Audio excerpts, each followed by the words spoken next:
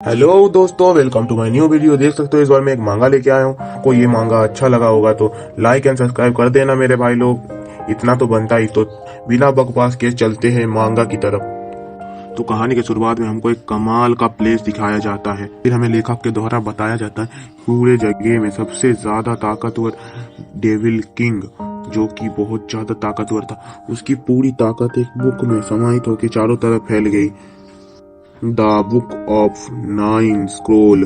फिर हमको बताया जाता है वो जो बुक थी वो मैजिक एम्पायर के हाथों लग चुकी थी, जो कि पूरी दुनिया में सबसे ज्यादा ताकतवर बुक था। फिर हमको अपना मैजिक एम्पायर का नाम बताया जाता है, जुइन फैंग। यही हमारा दोस्तों एमसी है। फिर हमको एक जगह का सीन दिखाया जाता है जो कि हमारे एमसी का महल होता है। हमको बताया जाता है कि असल में एमसी का जो वो बात था ना, बुक ऑफ उसके पास है, बुक ऑफ नाइन सीक्रेट, वो सब लीक हो जाती है कि हमारे एमसी के पास है। इसीलिए सारे के सारे जितने भी लोग थे उसको पाने के लालच में हमारे एमसी को मारने के लिए आते हैं। फिर हमारे एमसी के महल में एक बंदे को भागते हुए दिखाया जाता है। असल में ये उसका सर्वेंट था। सर्वेंट बोलता है, माय लॉर्ड, ये अच्छा नहीं है, पहाड़ की सेना घुस चुकी है और वे सभी मारे गए हैं। भाई मैंने गलती से इसको सर्वेंट बोला था, बट ये डिसाइबल है। इसका नाम है जाओ चैंग। ओके, तो गलती हुई थी, माफ कर देना। और सर्वेंट बोलता है कि साथ के साथ एम्परर जल्दी यहाँ होंगे। तो एमसी भी लाइक, सब एम्पररों की माँ का, डरो मत, मैं हूं ना। और बोलता है कि सारे के सारे एम्परर मेरे ताकत के आसपास भी नहीं है। मेरे सारे के सारे सेना को हरा दिया तो क्या हुआ, चलो मुझे अभी लेके चलो जहाँ पर मैं सारे के सारे सेना हार चुके हैं। जैसे ही एमसी वहाँ पर पहुँचता है तो वैसे ही उनमें से कुछ बंदे बोलते हैं कि मैजिक एम्परर वो बुक हमको दे दो। एमसी भी फुल एटीट्यूड में बोलता है, हट तेरी माँ का, तुम जैसे छोटे छोटे कीड़े मुझसे लड़ने की साहस दिखा रहे हो। जैसे ही हमारा एमसी नीचे पैर रखता है वहाँ के लोग डरने लगते हैं। फिर उनमें से एक बंदा बोलता है, ये हमारी तरफ आ रहा है। और देखते ही देखते एमसी बहुत सारे लोगों को घायल कर देता है। हमें दिखाया नहीं जाता हमारे एमसी को। कोई बोलता है कि हम तुमको जाने देंगे मैजिक एम्परर जुइन फैंग। हमारा एमसी भी बैडेस में हंसते हुए कहता है कि फाइनली तुम लोग आ गए। फिर हमको 7 एम्परर्स को दिखाया जाता है। 7 एम्परर्स का लीडर बोलता है कि तुम हमें वो बुक दे दो। हमारा एमसी भी बैडेस में बोलता है, एम्परर ऑफ सॉर्ड, मैं लीडर हूँ 8 राज घरानों में से एक का। यहाँ तक कि तुम साथ भी एक साथ होगे तो मुझे हरा नहीं पाओगे। एमसी बोलता है, तुम मेरे भाई के मौत के तलाश में क्यों रहते हो? स्थिति जानते हो, तुम अब सबके दुश्मन हो। तुम क्या सोचते हो तुमसे ज्यादा ताकतवर कोई नहीं है? सारे के सारे एम्परर में जो सबको लीड करते हैं जुइन फैंग। वो बुक होली लैंड का प्राचीन एम्परर का अवशेष है। हमारा एमसी का चोमू सा डिसाइपल बोलता है कि मास्टर, ये तो होली लैंड्स में सबसे ज्यादा ताकतवर एम्परर है। एमसी बोलता है कि पूरे होली लैंड का एनिमी हो, मतलब दुश्मन। भाई जिसको मतलब एनिमी का मतलब पता नहीं, इसका मतलब दुश्मन होता है। वैसे पता ही होगा ज्यादातर लोग को। विलन होने के नाते मैं तुम सबको खत्म कर दूंगा। तभी हमको दिखाया जाता है कि एमसी को पीछे से किसी ने उसके किसी ने उसके सीने में छुरा भोग दिया होता है। के सारे एम्पायर हंस रहे होते हैं। पर बोलता है, मास्टर अब तो हार मान लो, तुम्हारे मरने का समय आ चुका है। और हमारा एमसी भी कंफ्यूज होता है और गुस्से में भी होता है। जोर से बोलता है, चाओ चैन, वो ये तुम हो गद्दार, द बुक ऑफ 9 सीक्रेट पहाड़ी सैनिकों का फॉर्मेशन को लीक कर दिया। फिर एमसी उससे पूछता है, मैंने तुमको बचपन से पाला पोसा और पढ़ाया है, फिर तुमने धोखा मुझे क्यों दिया? मास्टर, भले ही आप मेरे मास्टर है, but the book of 9 scroll का इस्तेमाल आपको अकेले नहीं करना चाहिए। तो मुझे इसको पढ़ने से भी रोक रहे हो जैसे कि मैं कोई चोर हूँ। तुमने मुझे इसके लिए धोखा दिया।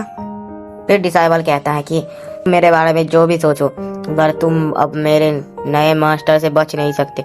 याद है तुमने मुझे इसके बारे में सिखाया था। एमसी हंसते हुए कहता है कि जाओ चैन, मैंने तुमको बचपन से सिखाया, पर तुम ऐसे नहीं हो कि तुम किसी को ट्रस्ट कर सको। और अब मैं बुक ऑफ 9 स्क्रोल को अपने शरीर के साथ नष्ट करने जा रहा हूँ। हमारी फिर कुछ रिएक्शन होता है, हमारे एमसी का आत्मा निकल जाता है। एक जंगल में बहुत सारी लाश पड़ी थी और उसमें से एक बंदे के अंदर हमारी एमसी की आत्मा घुस जाती है और हमारा एमसी उसके बॉडी में अपना आंखें खोलता है। वह उठ के बोलता है, ये मेरा शरीर। बोलता है, मैं दूसरे किसी के बॉडी में रिबॉर्न हो चुका हूँ। तभी उसको कुछ सुनाई देता है और वो जैसे ही उस तरफ पलटता है वो हैरान हो जाता है।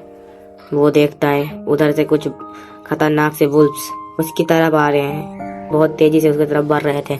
इस तरफ से वुल्फ्स आ रहे थे। हमारा एमसी उस तरफ घूर के देखता है और बोलता है, बाहर में जा। ऐसा बोलते वुल्फ डर जाता है, पंछी भी डर जाते हैं, वो सबके सब भाग जाते हैं उधर से। और हमारा एमसी धीरे धीरे बढ़ने लगता है और सामने देखता है कि कोई उधर है। ज़ुओफेंग, मुझे बचाओ। हमसे अपने मन में सोचता है, शायद से ये व्यक्ति इस बॉडी के ओनर को जानता होगा, उसकी शक्ति दूसरे लेयर में है, मैं इसका यूज कर सकता हूँ अपने पावर बढ़ाने में। फिर वो व्यक्ति कहता है कि तुम क्या कर रहे हो, क्या तुम ज़ुओफेंग नहीं हो? हमारा एमसी बोलता है, तुम सही हो, मैं ज़ुओफेंग नहीं हूँ, मैं मैजिक एम्परर ज़ुइनफेंग हूँ। फिर वो बोलता है, द 9 सीक्रेट तकनीक ड्रेन टच। और वो ऐसा बोलते ही वो व्यक्ति पल भर में मारा जाता है। और हाँ भाई, उसका बस कंकाल ही बचता है। मन में सोचता है, बुक ऑफ 9 सीक्रेट का एक ऐसा तकनीक है जिससे हम किसी के भी सोल को अपनी ताकत में बदल सकते हैं। और इस तकनीक को प्राप्त करने के लिए किसी को भी बहुत ज़्यादा मेहनत करना पड़ेगा। और हमारा एमसी उस कंकाल के चादर को लेते हुए, मतलब भाई बंदे के बॉडी में अब कुछ नहीं बैठा है, बंदे बस कंकाल है, उसके चादर को वो उठा लेता है। फिर हाथ में कुछ पावर लाते हुए बोलता है कि सुबह हो चुकी है, मुझे नहीं लगता कि इस पावर को अपने अंदर एब्जॉर्ब करने में रात हो जाएगी। अपने पावर से वो एक जगह पे अटैक करता है। वो अटैक उसकी तरफ बढ़ने लगता है और बहुत बड़ा एक धमाका होता है। फिर हमारा एमसी खांसने लगता है। अपने मन में सोचता है कि एम्परर ऑफ स्वॉर्ड ज़ुओचेंग, तुम बस वेट करो, मैं बहुत जल्दी वहाँ आने वाला हूँ। जब होली लैंड वापस जाऊँगा ये तुम्हारे लिए अंत होगा। फिर वो मन में सोचता है कि मुझे अपने पावर को फिर से 0 से स्टार्ट करना होगा। मैं सोचता है मुझे फिर से होली लैंड में जाने के लिए बहुत ज़्यादा लंबा टाइम गुजारना पड़ेगा। फिर एमसी कुछ तो नोटिस करता है और बोलता है, ये यहाँ पर क्या हो रहा है? आदमी बोल रहा होता है, किसान फैमिली वालों, तुम लोग गद्दार हो, तुमको धोखा दिया गया। उस आदमी के बारे में बताया जाता है जिसका नाम होता है पान तोंगलिंग और ये हेड है लुओ फैमिली का। ये बीच वाला बुढ़ा कहता है कि पैंग टोंगलिंग, मैंने आपको सलाह दिया है जबकि हमने एक साथ कई वर्षों तक काम किया है। ये सन गुंजिया होता है जो कि लुओ फैमिली का सर्वेंट है। फिर ये बीच वाली लड़की बोलती है, सुन सन गुंजिया, ये लुओ फैमिली की पीढ़ी दर पीढ़ी आने वाली मार्शल आर्ट है, हम तुम्हें इसको नहीं देंगे, फिर भले ही क्यों ना हम मर जाए। फिर उस लड़की का छोटा भाई कहता है कि बहन, मुझे रोकने की कोशिश मत करना, मैं इन गद्दारों को मार डालूंगा। और ये हमारा एमसी बेर में बैठ के सुन रहा होता है। फिर वो बोलता है, जाहिर है कि लुओ का फैमिली बहुत ज़्यादा मुसीबत में, क्योंकि वो डाकुओं के साथ निपट रहे हैं। और वो मन में सोचता है कि डाकू, लुओ का परिवार, ये फीलिंग, अरे ये क्या है मेरे साथ पारिवारिक संबंध, बेहतर है कि मैं यहाँ से चला जाऊँ। हमारा एमसी ऐसे ही जाने लगता है, उसके हार्ट में बहुत खतरनाक वाला दर्द होने लगता है। बोलता है, क्या हो रहा है? तो इसी के साथ हमारा चैप्टर ख़त्म होता है। बाकी का अगले चैप्टर में आ जाएगा, पता नहीं कुछ दिनों में मैं उसको भी अपलोड कर दूंगा। चलो अभी के लिए इतना ही। अगर अच्छा लगा तो लाइक एंड सब्सक्राइब कर देना। चलता हूँ मैं, बाय बाय।